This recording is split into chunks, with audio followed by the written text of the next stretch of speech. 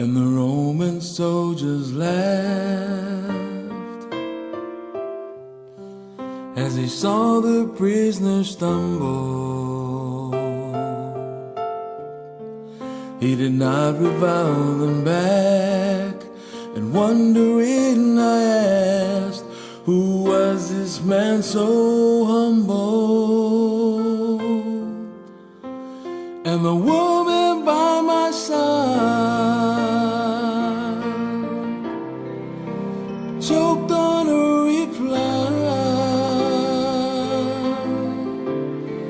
as she struggled not to weep. The tears poured down her cheeks, her heart breaking as she cried.